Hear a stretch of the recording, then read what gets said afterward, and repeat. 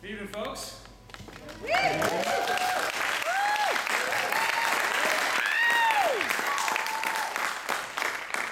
everybody doing tonight?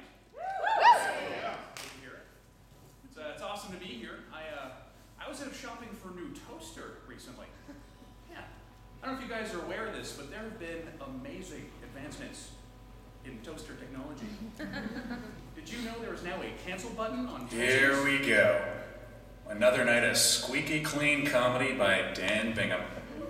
Always the nice guy, always wants everyone to like him. Even people I hate. Take this dude in the third row, for example. With his pants and that face. God, how does he live with himself? I really hope he likes my set. See, heaven forbid one person on this planet thinks I'm an asshole. Like tonight. I'll try not to swear too much so I don't offend the old people. Won't talk about bum sex and balls so I don't offend the ladies. I won't say words like fag, midget, or retarded so I don't offend the fags, the midgets, or the Republicans. A friend of mine once told me, it's because you're adopted, you know. Adoptees were rejected at birth, so they spend their whole lives seeking the approval and affection of others. Pfft. I don't need other people's approval. It's not like my whole career is based on making entire rooms of strangers approve of everything I say. Shit. Maybe he's right. Has being adopted turned me into a giant pussy? I can't even say pussy on stage. Pussy, pussy, pussy. See, it's not that hard. Man, I hope they can't tell I was thinking about the word pussy. So then the elephant says, that's not a diaphragm. That's a trampoline. Thanks a lot, everybody. You've been great. Have a good night.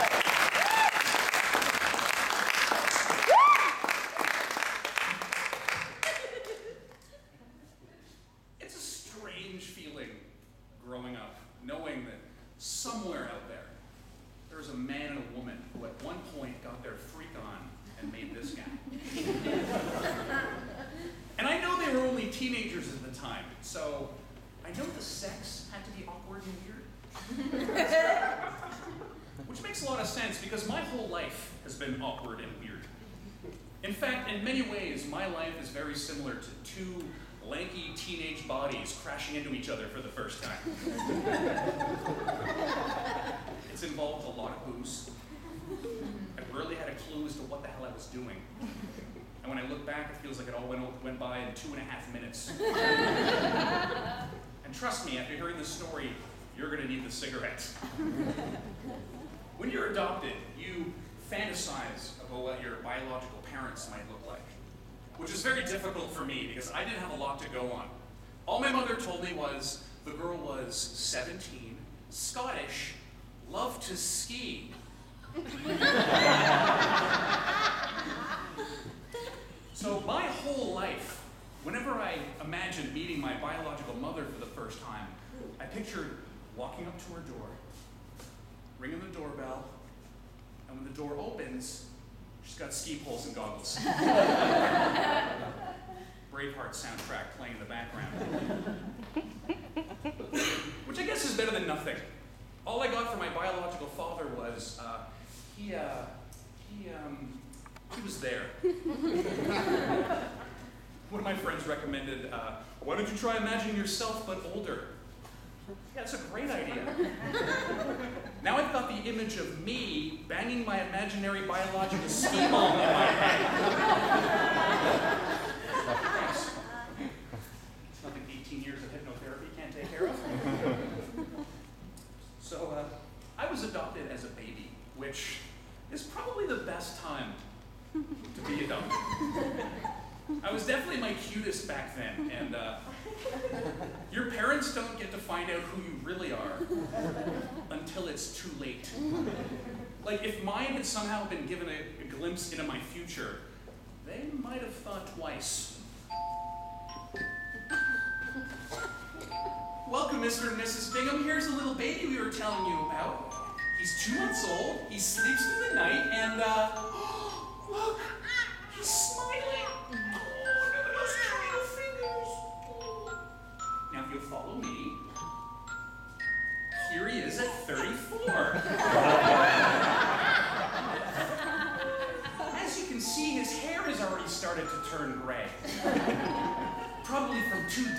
bad debt and failed relationships.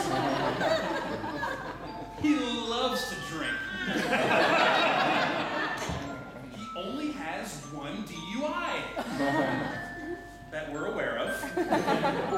He keeps meaning to clear up his criminal record, but he never really gets around to it. No, he doesn't. Don't lean too close. The whiskey seeping from his pores caused the last couple to black out. He snores when he sleeps. He loves to watch internet porn, and he's not very good at the guitar. But he practices all the time. Might not have been picked. Although the reverse is also true. Like, if I somehow understood who the two people adopting me were, I would have never agreed to it. Because on March 21st, 1977, I was adopted by Marie and Owen. Marie, a strict Irish Catholic with a heavy addiction to cigarettes and Pepsi, and Owen, a hunting, fishing, pathological liar who once told me he killed a man with a brick.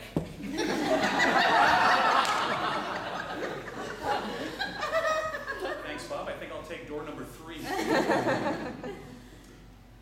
These days in Canada, if you want to adopt a healthy baby, it takes about 8 years. So anyone here interested in starting a family in your early 20s, hopefully got the ball rolling when you turned 13.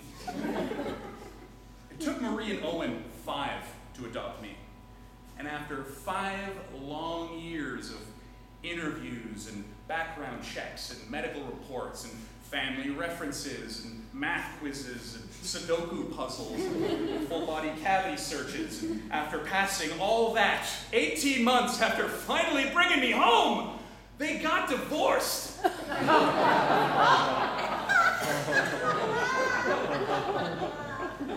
Apparently, before signing the final adoption papers, no one bothered to ask Owen, hey, you wouldn't happen to have a girlfriend on the side, would you?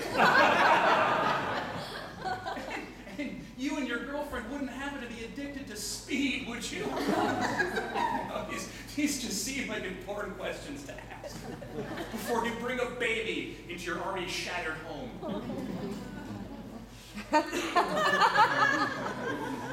I hope the adoption agency has changed some of the questions on their tests since then. Question number 1, do you two even like each other?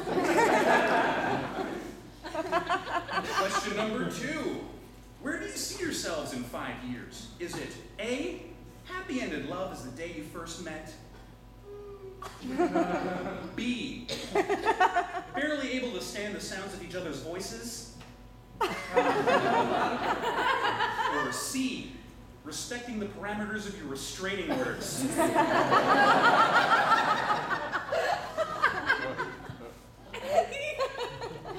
One good thing about divorce is that when you only see your father once every 2 weeks, he'll spend the entire day trying to make up for the fact that he's never around. Mostly out of guilt, but also as a tactic to seem like the cooler parent. Like, whenever I came home after a day with Owen, my mother would always ask, so, what did you guys do? Well, first we went to McDonald's for breakfast. Then we went to another McDonald's for dessert. He brought me to the movies, the arcades. We went paintballing, go-karting, ice fishing, cosmoballing.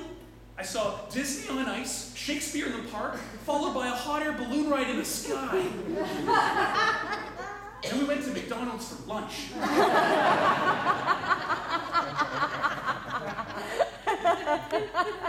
Really? After all that, what did you say? See you in 2 weeks, Owen. He hates that I call him Owen. We just never connected. Like, when I was a kid, Owen got me into Ducks Unlimited. Yeah. They're an organization dedicated to the preservation of the wetlands. And we went on a field trip, and I got to learn all about the ducks and their habitat. And there were arts and crafts, and it was a lot of fun. And then I went home and started to receive Ducks Unlimited magazine. Cool! Top 10 duck calls calls and how to make them. Sweet! Tips on how to camouflage your boat. Well, I don't really have a boat, but that's still kind of cool. Check out the pellet dispersion on these new shotgun shells.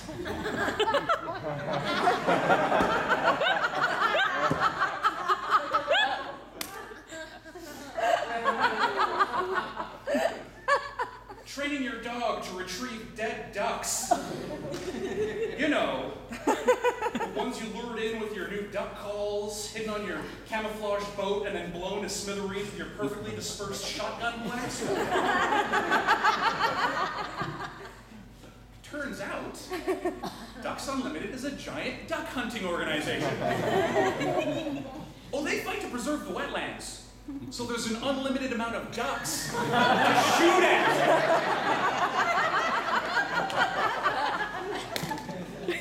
Thanks, Owen. I think I'll stick to playing Duck Hunt for Nintendo.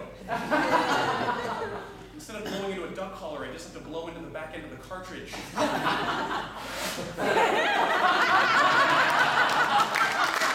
Ducks Unlimited.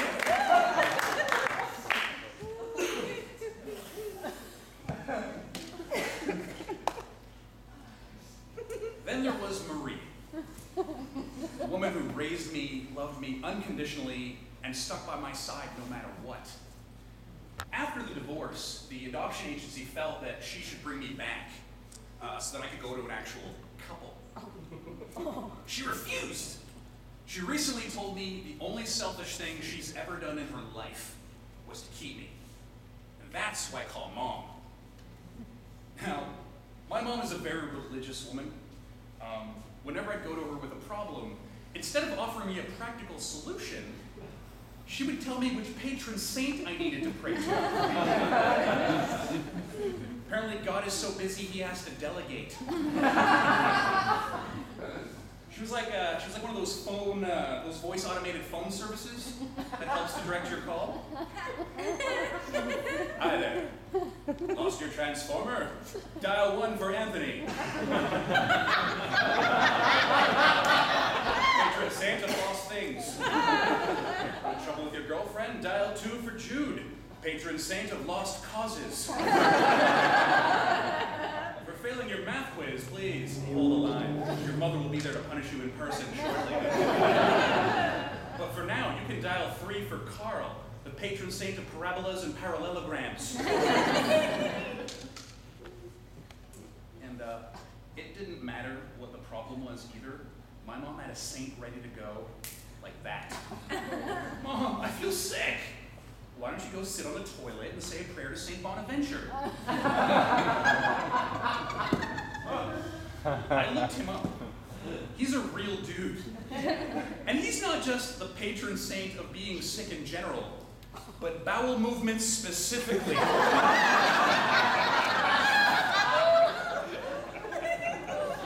about a shitty gig.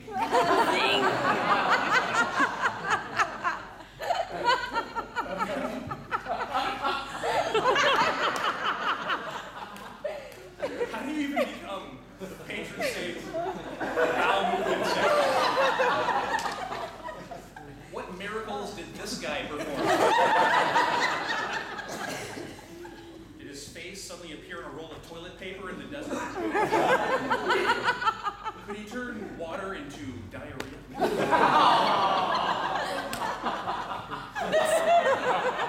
That's not even a miracle, that's a trip to Mexico.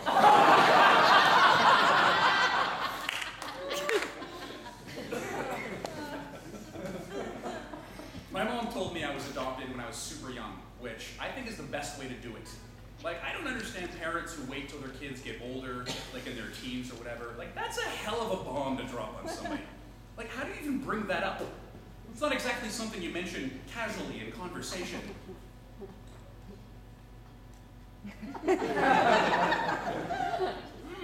Honey, you'll never guess who I saw today. Could you pass the Brussels sprouts, please? Yeah, I ran into your French teacher, Mrs. French. Thank you. Yeah, she was in line at Starbucks. She ordered a grande caramel macchiato, and you're adopted.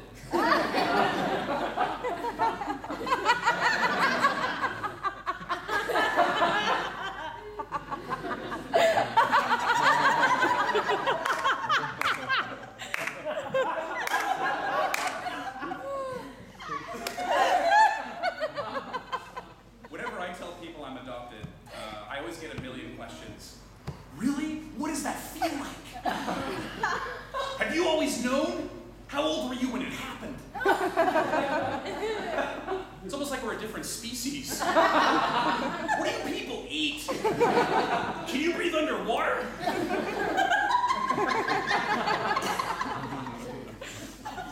I kind of wish we had our own nature documentary on the BBC.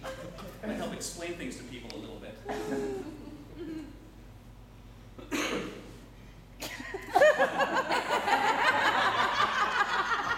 Good evening and welcome to tonight's episode of Mammals and Me. Last week we observed the panpeniscus primate known as the African bonobo monkey. Famous for their social organization, communication skills, and of course, penis fencing. But tonight, we will examine the mysterious, the emotionally complex, and the extremely intelligent primate known as the Homo sapien adopticus. Yes, physically they are no different from the rest of us. In fact, if you look to the right and to the left of you, there is an excellent chance that one of you has told a racist joke to an adopted person. We can never understand what it must be like to wonder on a daily basis. Could that man slicing the smoked meat indeed be my father? Hoping beyond all hopes, dear God, please, don't let that toothless prostitute be my mother.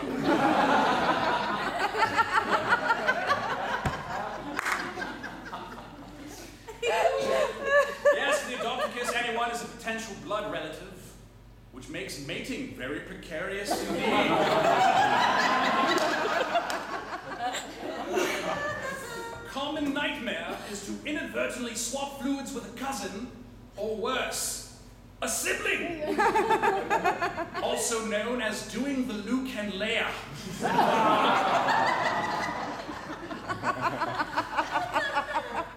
Some famous examples of the adopticus include Babe Ruth, Stephen Jobs, the lead singer of Blondie, and of course, Superman.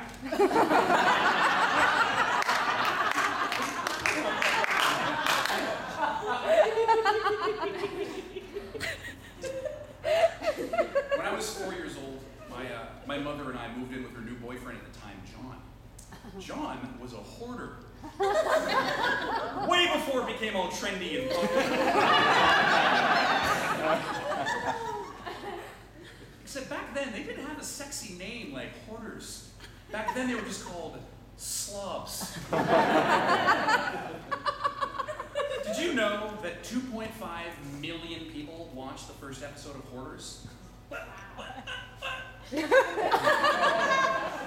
I was a kid, no one cared. Like, hey, you want to come over to my place? It's really messy. There's piles of shit everywhere. Ew. Gross. Nowadays, millions of people at home. Oh yeah, look at these fucking animals.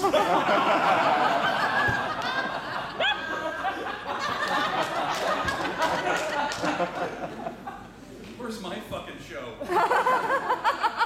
John and Marie plus me.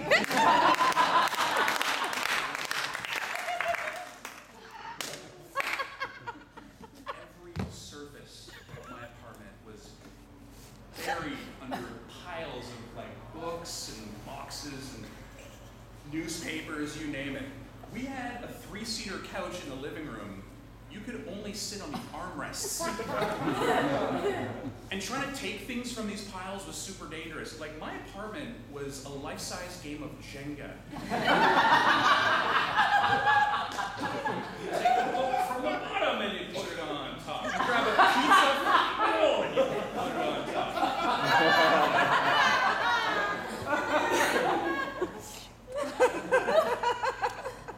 Through my entire childhood, I only ever had one birthday party. And I was allowed to invite 3 friends.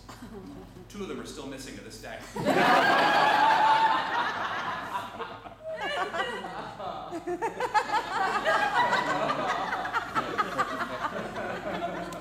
Best part about imaginary pizza. When I was a little kid, one of my favorite Disney movies was The Little Mermaid.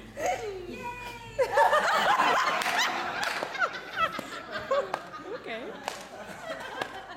You guys remember Ariel?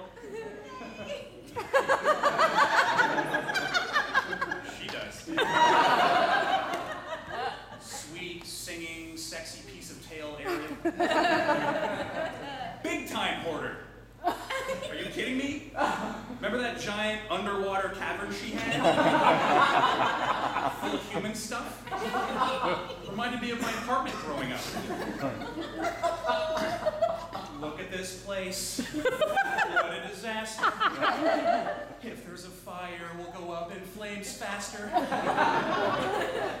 Wouldn't you think I'm the boy who lived, the two people who kept abso-fucking-lutely everything. I didn't know magazines could grow mold. How much trash can 1 4.5 hold? Looking around here, you think, has anyone seen the cat?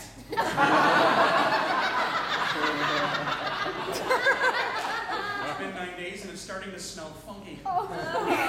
We had gadgets and gizmos aplenty. We had who's-its and what's-its galore.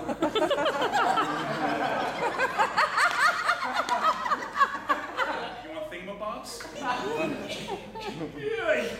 We got 20. Boxes. We were up to our dingle hoppers and thingamabobs.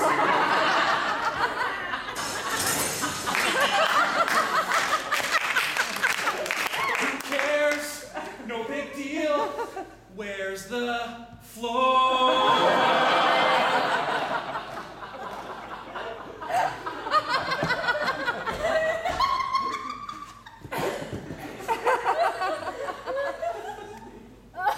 It's within the walls of this tiny, cluttered home that I would live in fear, anger, and embarrassment for the next 10 years of my life. See, like I said, my mother loved the hell out of me, and she definitely did her best. But sadly, she was no match for the wrath of John. And being a little kid, naturally, neither was I. In this corner, weighing 55 pounds, knows the alphabet and is already coloring at a 2nd grade level. Ladies and gentlemen, the adopted Scotsman, Danny Boy Bingham!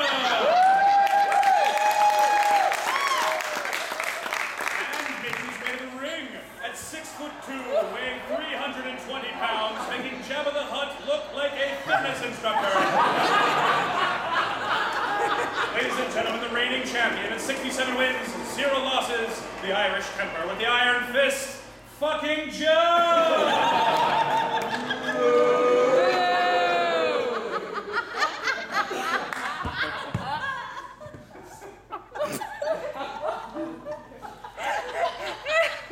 I never knew really what to call him growing up.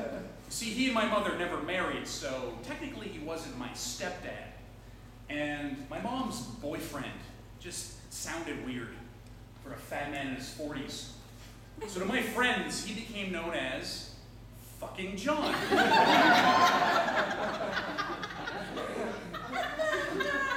Whenever I showed up to school with a black eye, my friends would be like, oh? Fucking John? Fucking John!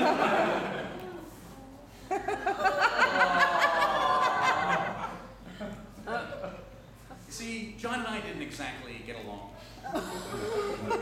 He thought I was a no-good piece of shit, lying little thief. And I thought he was a mean fat asshole who I wished would die. John's nickname for me was Hero. And not in the good way. Like whenever I'd spill a glass of water or break a plate or something, I could usually hear him from somewhere among the piles of junk. Hey, way to go, hero. Yeah, I learned sarcasm at a very young age. And I could always tell, when I was a kid, I used to lose everything. Like toys, clothes, you name it, to the point where all my possessions had to be put on strings.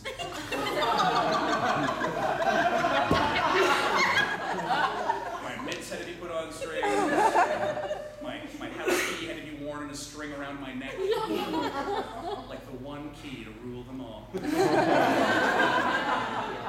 John used to always say to me, you know, hero, you'd lose your balls if they weren't permanently sealed in a little sack. Oh, he had a wonderful sense of humor. In fact, I could always tell he was in a good mood when he'd walk up to me, point in my face and go, hey, hero, pull my finger. Which was always a tricky scenario for me, because if I didn't pull it, I'd get poked and I'd cry. But if I did pull it, he'd turn the apartment into a gas chamber and I'd cry. Now, I've listened to a lot of ethnic comedy over the years, and after hearing all their stories, it kind of makes me wish that I grew up in an ethnic household. Because apparently, ethnic parents say the most hilarious things before they beat you. Somebody's going to get hurt. That's fucking hysterical. I just got punched in the face. No warnings or funny accents, just popped. Now, at one point, a daycare worker found a bunch of bruises, and she reported John to social services. And when confronted by the social worker, I'll never forget, John was like, "Well, what the hell do you expect me to do? Fucking kids don't come with books and instructions."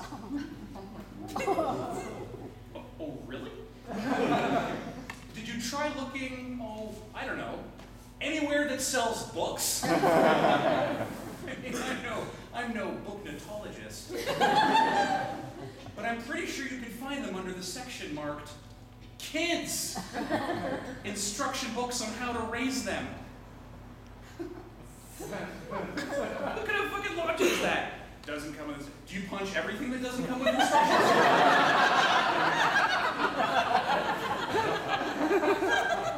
Hey, IKEA forgot to send the instructions to this desk. Smash! Smash! Smash! Hey, this hot dog didn't come with instructions. Smash! Hey, you know who doesn't come with instructions?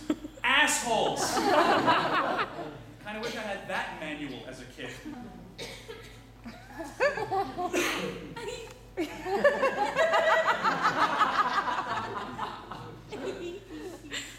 Might help me avoid many a beating. Things that will make an asshole punch you. Not coming with instructions.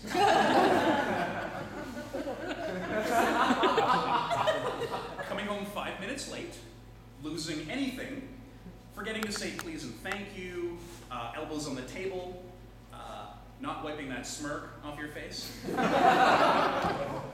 loading the dishwasher with fork tongs down, chewing with your mouth open, breadcrumbs in the margarine container, shoplifting a Chuck Norris headband from Zellers, not sleeping during nap time, bad report card, good report card. I wasn't kidding about stealing the Chuck Norris headband. Should you participate in any of the above activities, you shall receive one of the following punishments: belt buckle beatings, ashtrays thrown from across the room, shots to the arm, hammer fist to the fingers, Charlie horse to the leg, body blows, backhands, front hands, and of course, the knuckle sandwich. Upon receiving said beatings, please be sure to remain silent. Keep all tears inside your eyeballs. Otherwise, please read the chapter entitled "Things That Will Make an Asshole Really Give You Something to Cry About."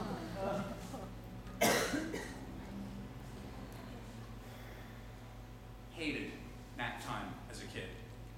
Love it as an adult. That's awesome. When I was little, I was always forced to take naps, and I could never, ever, ever sleep. I mean, how is a kid supposed to sleep when he's surrounded by all his toys? I mean, that's like asking a crack addict to fall asleep on a bed made of crack. In a room full of toys!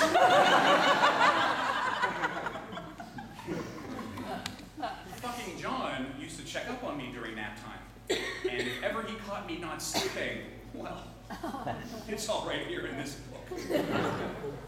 I wasn't even allowed to go to the bathroom during nap time. Now, when you're little, you think that what goes on in your household goes on in every household. So one day, I'm at my babysitter's house, taking a nap in her daughter's bedroom, lying wide awake as usual when suddenly it hits.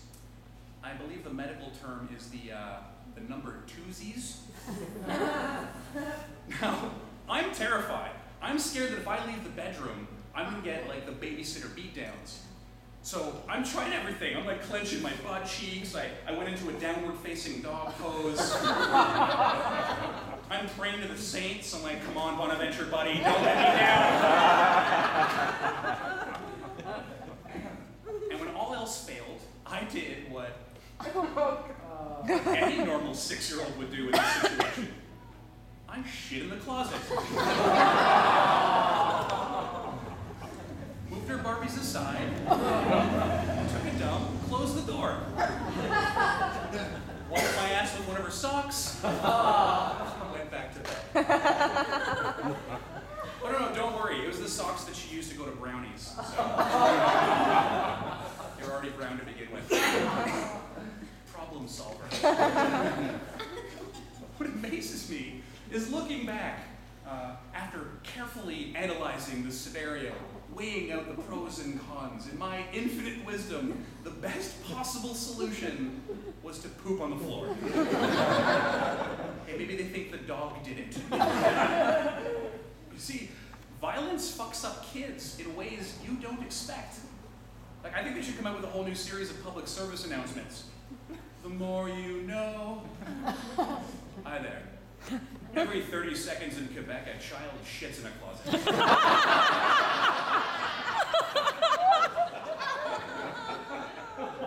Physical abuse. It'll make your child drop a deuce. There were many nights as a kid when I would kneel by my bed and pray, asking God and all his stupid saints why they would place me in this hellhole of an apartment with this fat evil man. And I would fantasize about the day when I was big and strong, and he was old and weak, so that I could beat the living shit out of him. And when he's on the ground, I'd squat over his face. Get him to pull my finger. Who's the hero now, you fat fuck? And I'd like a Mr. T lunchbox for Christmas. God bless Mom and the cat. Well, apparently the patron saint of Get Me the Hell Out of Here was listening. Because at 14, my mother finally left John and we moved into an apartment all on our own, where we lived happily ever after. Yay!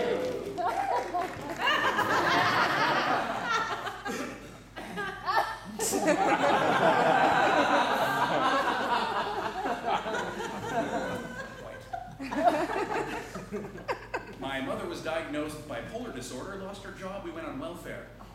I was diagnosed with angry teenager disorder, who's embarrassed by his mother and enjoys breaking the law syndrome. My poor mother, man.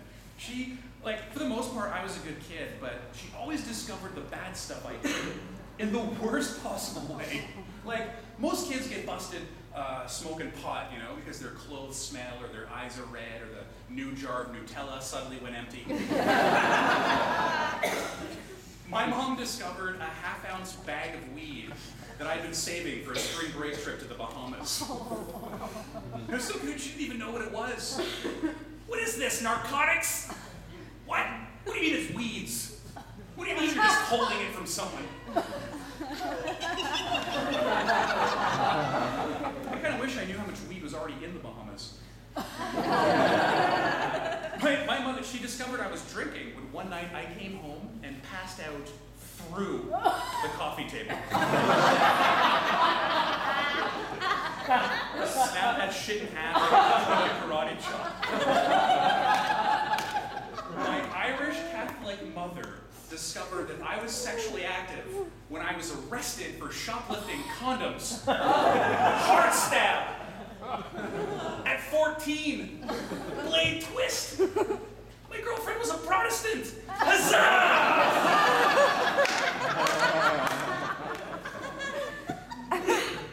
And lastly, she discovered that I like to play with matches one Sunday afternoon while reading the newspaper. Some story about local hooligans setting a car on fire when suddenly the phone rings. Hello? Yes, he is. He did what?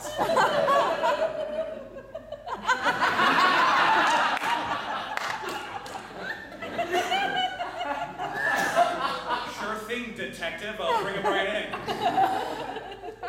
Daniel Owen James Bingham! What's funny is, I was our newspaper boy at the time. So technically, I already told her. Yeah, sure, we didn't have a conversation like most boring teenagers would have. For me, it was more like, you want to know what your son is up to? Here, read all about it. When my friends and I were 17, we had a crazy thirst for two things. Terrible beer. The more X's or animals in the name, the better.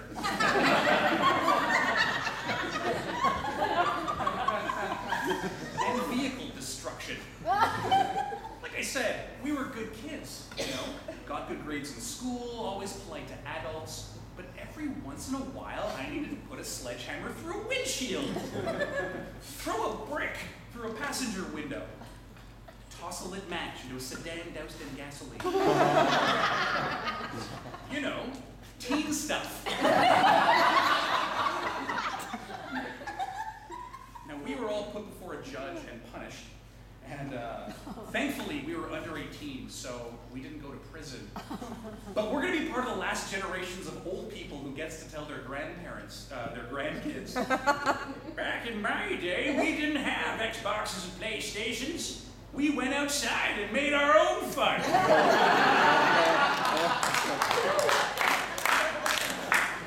If you wanted to light a prostitute on fire, then dagnabbit, you went down to Canadian Tire and got yourself a flamethrower. Times were tough.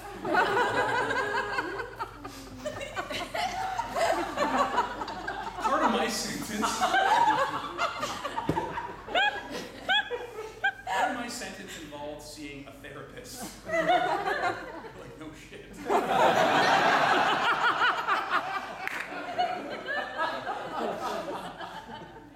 Which turned out to actually be a pretty awesome blessing because for the first time I got to tell my whole story to somebody. Like, none of my friends knew what went on in that shitty little apartment or how insane my mom got sometimes or how the bedroom was a graveyard of pill bottles, Pepsi cans, and cigarette butts. But here I was, spilling 17 years of guts out to this complete stranger. And when I was finished, he just sat there and said, "Whoa. It's amazing blowing up a car as long as you did." See, I've been bottling up this rage for so long that if I hadn't let it out somehow, I might have been the one who exploded. You see, most of my childhood was spent at other people's homes. And they never knew how much I hated to hear the words, "Okay, Danny, it's time to go home now." And when I would go home, I would compare my life to theirs, knowing the entire time that I'm adopted. That, you know, things could have somehow turned out differently. And I couldn't help but ask the universe, like, what the fuck, dude?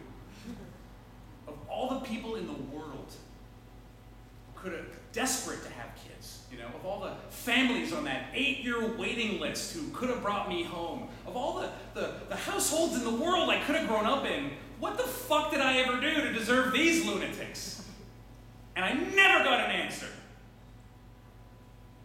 So I beat up cars. Now, what baffles me to this day is that while I was going through this whole adoption, existential, suppressed universe rage, why the hell were my friends so crazy?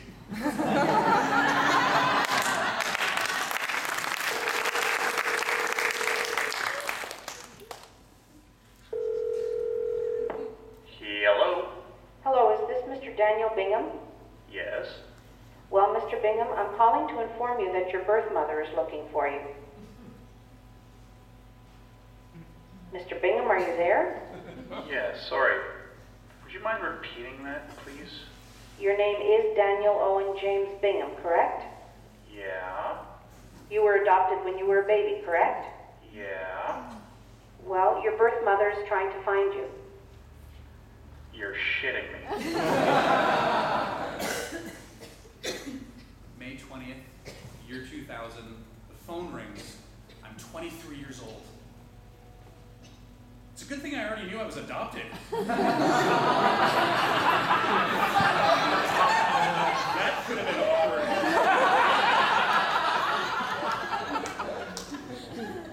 It turns out, my biological mother had started looking for me when I turned 18, and it took about 5 years for them to get to my case. I'm kind of glad she didn't find me back then. And did I want to meet her? You bet your sweet ass I did. Like, I never grew up feeling rejected or angry towards the woman who gave me up. You know, deep down, I always believed that she did what she did because she had to. And this phone call proved it. So we started writing letters back and forth to each other. And at first, she didn't even know my name. So her first words to me were, "Hi there." I learned that her name is Maureen.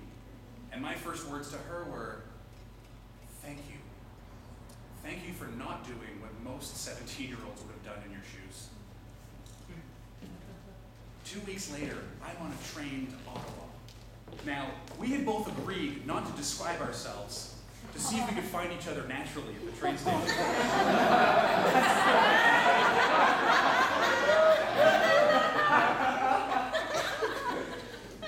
I'll never forget coming up that escalator, and there's a whole crowd of people standing around, and our eyes locked immediately. And for the first time in my life, those eyes looked like mine. Okay, so maybe she cheated a little bit. When I looked down, I saw she was holding a little piece of paper that said, "Hi there." But that whole eye connection thing totally happened first.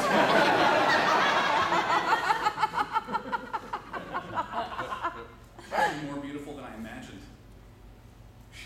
This might sound a little weird, but I was kind of surprised she wasn't 17 anymore.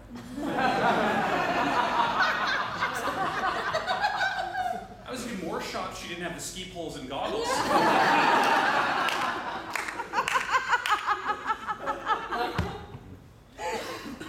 I'm sitting in a restaurant having lunch with the woman who gave birth to me.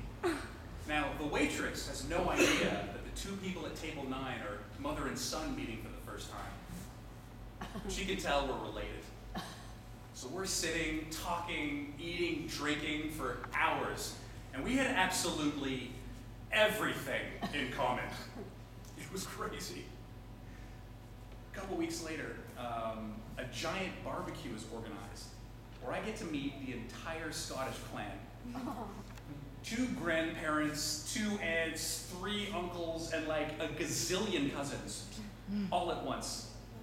And they're all doing the same thing to me. They're all looking at me and they're making this face like they're trying to solve some sort of math problem.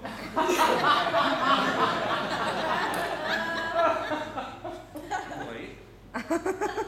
Take your mother's eyes, add your grandmother's nose, multiply it by your grandfather's ears. Carry the 2. I'm doing the same thing back to them, except I'm only looking for one thing. Hair.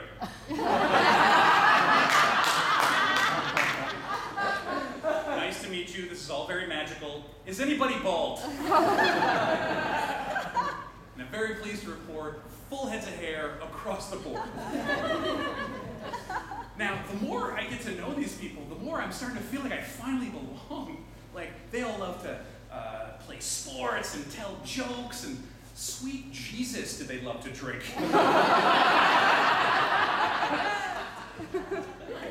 Neither my mother nor Orwin nor John ever took a sip. I used to feel like a giant alcoholic. Well, I still do, but at least now I'm not alone.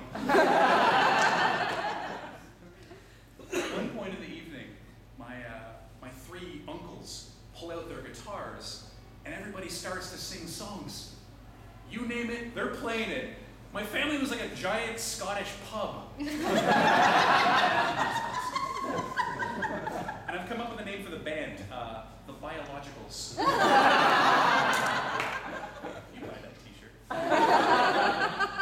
And the more they drank, the Scottisher they got.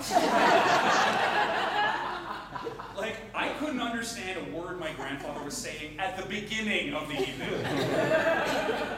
By the end, I don't even think he knew what he was talking about. Oh, welcome to the family, Dad. It's good to see you. You got some side locks.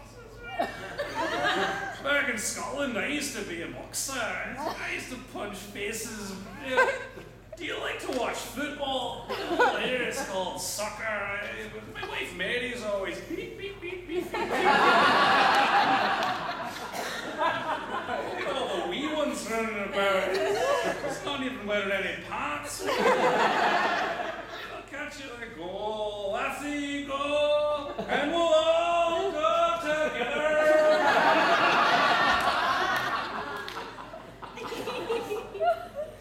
It was music to my ears. Now the drinks are flowing. The sound of music and laughter is echoing into the summer night, when suddenly my Uncle Vincent starts to sing one of the most classic Irish tunes of all time. And my grandfather and grandmother join in, and before you know it, the entire backyard is singing Danny Boy. Everybody, except me. See, I never grew up around music. I was too shy to sing, and truth be told, I didn't even know the words. Think Owen ever sang to me as a kid? Fucking John. Hey, hero, the pipes need cleaning.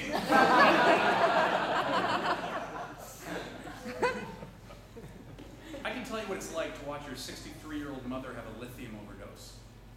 And I can tell you which patron saint to pray to if you were to shit your pants. But I couldn't sing the words to my own fucking song.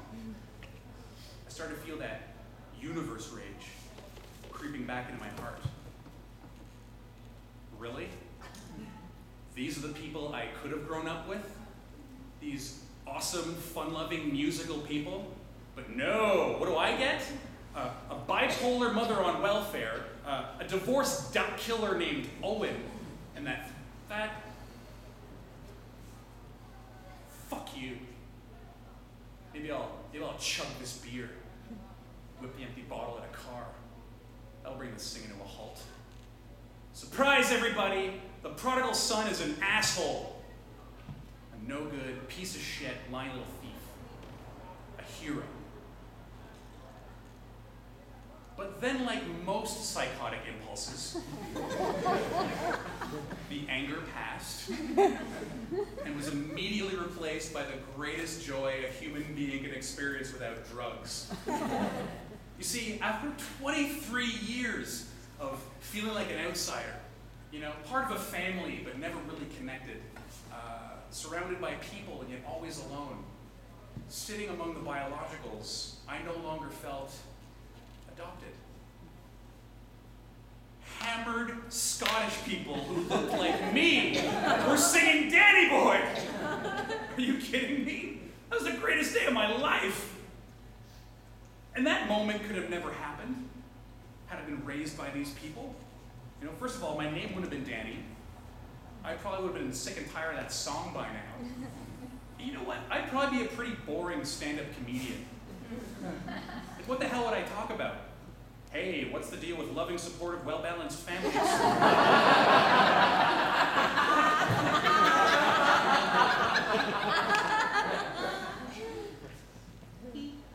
Less than a month after meeting Maureen and friends, Barry, my biological father, is on a plane from Los Angeles, California.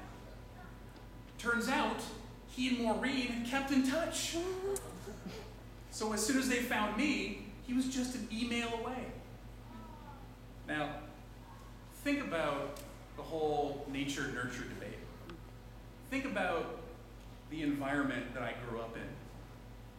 When I first met Barry, I was 23, single, loved to drink, one cat.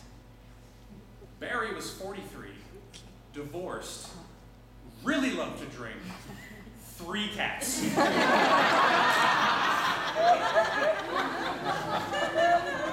It was the craziest Freedom 55 commercial I've ever seen.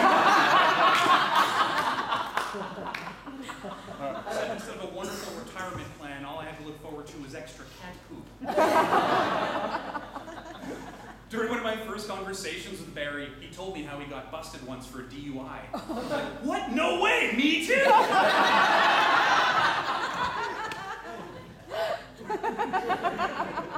For so many years, I blamed the type of person I was on being adopted. You know, always being nice and polite, fear and rejection, the drinking, the constantly seeking the approval of others to the point where I'm not happy unless rooms full of strangers are laughing at every goddamn thing I say. Laughing at every goddamn thing I say! For the last 11 years of getting to know the biologicals, I've discovered that my whole family is full of funny and creative people, performers in their own way. I love to drink because, let's face it, drinking is awesome. And I was pretty much genetically engineered to do so. I fear rejection because, well, we all fear rejection, you know? It's what makes us human. Actually, the fear of rejection is it's actually a survival instinct that's been ingrained in our systems for the last millions of years. From a time where rejection from the group meant you would get stepped on by a furry elephant. And I'm nice and polite because I was raised to be nice and polite. My mom taught me that. One of the first conversations when I was sitting with Maureen and talking, I brought her to McKibben's. So she could see where I spend most of my time. This is where I grew up. Here she told me that giving me up was the hardest thing she'd ever done in her life. She was just a kid. You know, her and Barry had already broken up, and she really did just want what was best for me. And then she hit me with it. She said, I wanted you to have a normal life. I wanted you to be raised by a normal couple who couldn't have kids of their own. To which I replied, I think we should order some more pints because holy shit, dude, I have a story for you.